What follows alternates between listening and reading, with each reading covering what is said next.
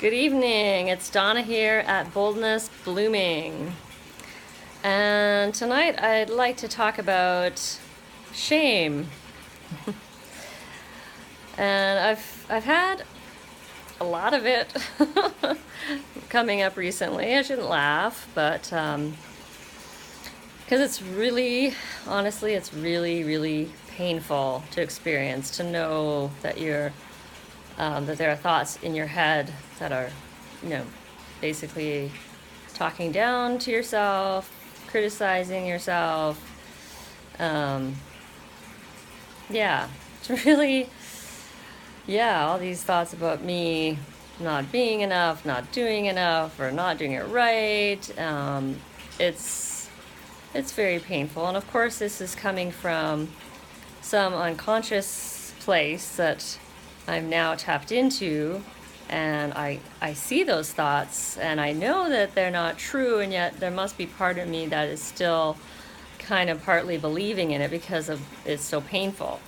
So I'm in the place where I guess, before I wouldn't have even noticed that I was feeling the shame. I would have just been in the shame.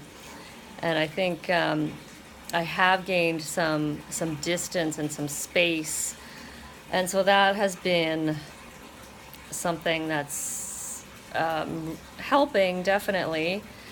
That definitely comes through the meditation and just through mindfulness. And what was I gonna say? Getting that space and that distance. And last week I did have a bit of a breakthrough in terms of actually coming to validate that feeling. It was the first time that I really said to myself, I'm feeling ashamed. And that was, I think, a turnaround for me. Because I think before, when the shame was coming up, I was sometimes saying, oh, okay, that's shame, but I wasn't really saying, oh, that's a feeling, right? Because I know that I've felt a lot of my feelings, like, oh, I'm feeling sad, or oh, I'm feeling scared, even, oh, I'm feeling angry. But I don't think I've had ever in my life ever said, oh, I'm feeling ashamed. And I think that's because I was so identified with, oh, I am shame, or I am a bad person, or I am not enough. So, that's actually a big thing, to reach that point of just being able to validate that feeling. I think, I know I've been conditioned, and probably many of people in our culture are conditioned not to feel our feelings, not to validate our feelings. We hear phrases like, don't worry, you don't need to be sad, there's nothing to cry about, it's okay, you're all right, just be happy, or things like that, which totally deny the experience that we're having. That, oh, if I'm feeling worried and someone says, don't worry, they're basically just totally denying the experience that I'm having. And it's a valid experience. That's why we say validating our feelings. Because once we validate them, then we can feel them and feel compassion for ourselves, and the feelings flow through. It's actually much more painful to be in the place of, oh, I shouldn't be feeling this fear, or oh, I shouldn't be feeling this shame. This is not supposed to be here. And I know that's how I lived for, 40 some years. Just like, nope, not supposed to be feeling sad. Nope, not gonna, nope, not feeling fear here. Even though, you're sweating and your heart's beating and it's funny. It's funny, but it's not funny. Our culture is pretty, really shames emotions, really. And I know too that I've also noticed there's a level of shame often on top of the feeling. I'm definitely experiencing less of that now. But sometimes I'll feel a feeling, and then on top of that, I'll feel ashamed of the feeling. Like, oh, I'm feeling tired, and I'm feeling ashamed of feeling tired. Or I'm feeling scared, and I'm feeling ashamed of feeling scared. So it can really get, can really get kind of muddled in there. Fear and shame often go really hand in hand, and guilt and shame also are sometimes intertwined, I've noticed for myself anyway. So I don't know if this is really enlightening or just feels more depressing, but I hope maybe that's something I'm saying will touch somebody out there. It's a tough journey, and I know that also that when these feelings are arising, it's because they're ready to be released. Because I've experienced this before. They start to rise to the surface.